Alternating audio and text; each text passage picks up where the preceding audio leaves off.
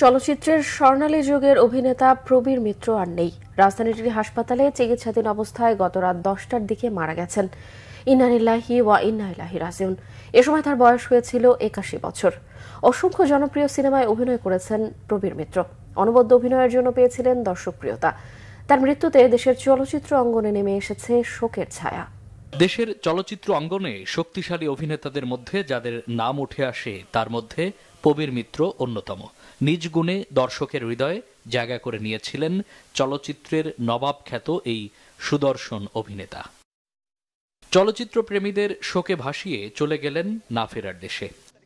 এখন তো আর শেখানোর লোকও নেই, আমরা তো সবচেয়ে বড় হয়ে গেলাম। কষ্ট হচ্ছে দাদা, সুযোগে দিলেন না। সন্তান হিসেবে একটু সুযোগ তো দেবেন, একটু সেবা করব,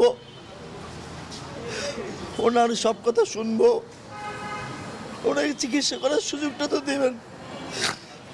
দিলেন না।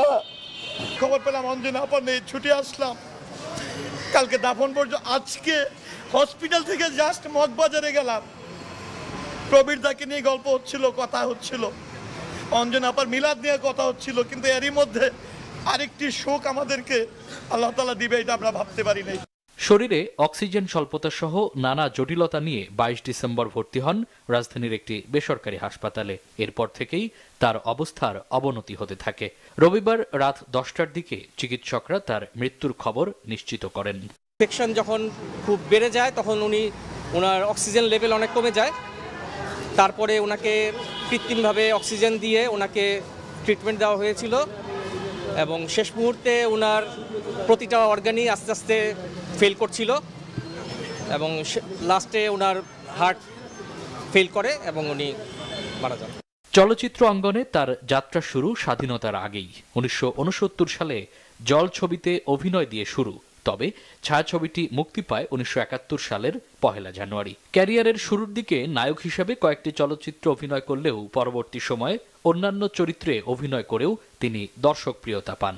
তার চলচ্চিত্র চরিত্রে নেই খলনায়কের কোনো ছাপ।